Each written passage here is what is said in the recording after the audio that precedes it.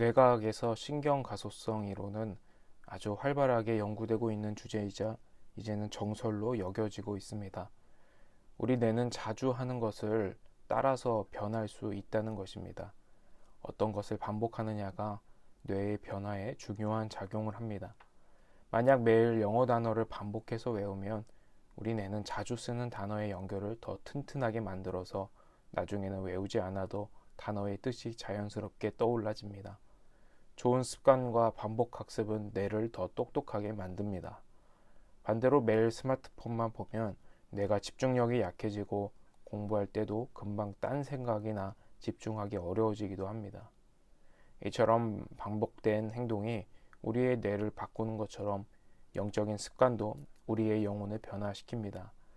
매일 말씀을 읽는 훈련, 기도의 습관, 찬양을 부르고 듣는 것 등 우리의 경건을 위한 작은 행동들이 반복되고 누적될수록 우리의 영혼은 점점 더 긍정적인 성장을 합니다. 반대로 매일 말씀 읽기를 게을리하고 기도와 찬양을 멀리하게 된다면 그 효과는 지금 당장 나타나지는 않지만 우리의 영혼은 점점 시간이 갈수록 메마르고 죽어가게 됩니다.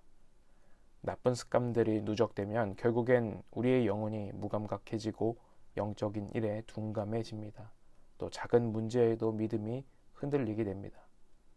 사도 바울은 영적인 아들 디모데에게 편지하면서 디모데를 격려하고 있습니다. 오늘 6절 말씀을 보시면 그러므로 내가 나의 안수함으로 내 속에 있는 하나님의 은사를 다시 부릴 듯하게 하기 위하여 너로 생각하게 하노니 라고 말합니다. 디모데는 외할머니였던 로이스와 어머니 유니게로부터 어릴 적부터 신앙교육을 받았던 참 신실하고 듬직한 사람입니다. 바울도 그의 믿음을 가리켜 거짓이 없는 믿음을 가진 자라고 디모데를 격려하지요. 그런데 그런 디모데의 마음이 꺼져가는 등불처럼 위태롭고 흔들리고 있습니다.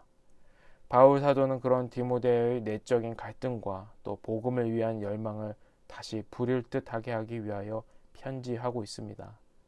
그러면 무엇이 디모데의 마음을 흔들고 있었던 것일까요? 여러분, 오늘 우리는 이 질문을 통해 우리 자신의 영혼을 돌아보아야 합니다. 우리 가운데에도 실망한 마음을 아는 채 신앙생활하고 계신 분들 계시지 않습니까? 마음이 냉담해져서 이전과 같지 않다고 스스로 느끼고 계시지 않습니까? 우리는 오늘 디모데후서 1장의 말씀으로부터 우리의 식어진 열정과 믿음의 소망을 다시금 회복할 수 있는 길을 보게 됩니다. 8절 말씀에서 보면 바울은 이렇게 말합니다. 너는 내가 우리 주를 증언함과 또는 주를 위하여 갇힌 자 된 나를 부끄러워하지 말고 오직 하나님의 능력을 따라 복음과 함께 고난을 받으라. 바울 사도가 이 편지를 에베소에 있는 디모데에게 쓸 때 그는 감옥에 갇혀 있었고 이제 자신의 날이 얼마 남지 않았음을 느끼고 있었습니다. 바울의 이런 상황은 디모데에게 있어 영적인 도전이었습니다. 복음을 전하는 사도가 감옥에 갇혀서 온갖 고생과 수모를 당한다는 것은 두 가지 면에서 의문을 제기하게 만듭니다. 첫 번째는 바울이 정말 하나님의 참 사도가 맞는가 하는 것입니다. 그가 참 사도라면 하나님이 그를 감옥에 갇혀 죽도록 내버려 두시겠는가 하는 의문입니다. 두 번째는 복음이 정말 능력이 있는가 하는 의문입니다. 복음에 진짜 힘이 있다면 사도 바울이 당하는 모든 문제들과 고난을 해결해야 될 것이 아닌가 하는 질문입니다. 바울을 향한 이런 공격은 디모데에게 있어 영적인 갈등을 일으켰습니다. 여러분, 우리도 이런 영적인 갈등을 경험할 수 있습니다. 특별하지 않아도 신앙생활만큼은 꾸준하게 성실히 했던 내가 삶의 문제에 힘겨워할 때 우리는 내 믿음이 뭔가 잘못됐나? 아니면 내가 잘못된 것을 믿고 있나? 그런 생각이 우리를 힘들게 할 때가 있죠. 우리는 그때의 십자가를 기억해야 합니다.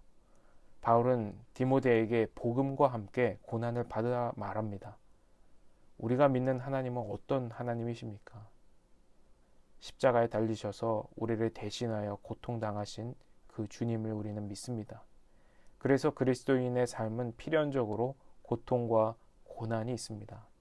그런데 고통과 고난이 끝이 아닙니다. 10절 말씀을 보십시오. 이제는 우리 구주 그리스도 예수의 나타나심으로 말미암아 나타났으니 그는 사망을 패하시고 복음으로써 생명과 썩지 아니할 것을 드러내신지라. 우리가 복음과 함께 고난 받는다면 우리는 그리스도의 승리에 참여하게 됩니다. 그래서 바울은 고난 당하는 것을 부끄러워하지 않는다고 그렇게 당당하게 선포합니다. 사랑하는 여러분, 그렇다면 우리는 이런 상황 가운데에서 어떤 믿음을 선택해야겠습니까? 오늘 말씀을 보시면은 부겔로와 허모게네 그리고 오네시보로는 이 믿음의 문제 앞에 서로 대비되는 그룹으로 등장합니다. 부겔로와 허모게네는 상황과 문제 때문에 믿음을 저버렸고 바울을 저버렸습니다. 반면에 오네시보로는 바울이 감옥에 갇히고 사슬에 매어 있는 상황에서도 오히려 바울을 찾아와 격려하고 위로하며 로마에 갇힌 바울을 자주 찾아와 살펴주었던 사람입니다. 그러면 무엇이 이런 차이를 만들었을까요? 그것은 무엇이 부끄러운 것인지 무엇이 영광된 것인지를 분별하는 지혜의 차이였습니다. 하지만 세상은 이 진리를 대적하고 도전합니다. 우리가 받은 은혜의 기쁨과 감격을 사그라들게 만들고 하나님의 자녀로 살지 못하게 방해하고 하나님과의 바른 관계로부터 멀어지도록 만드는 일들이, 그런 영적인 공격들이 우리 가운데 있습니다. 그럴 때 우리는 십자가의 은혜를 붙잡아야 합니다. 그리고 이 은혜의 증인들과 함께 힘을 모아서 하나님의 선하신 뜻을 위해 나아가야 합니다.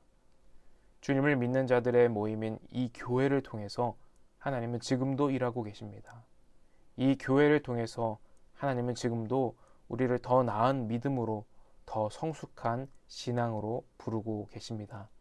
하나님의 그 부르심에 응답하실 수 있는 저와 여러분 되기를 축복합니다.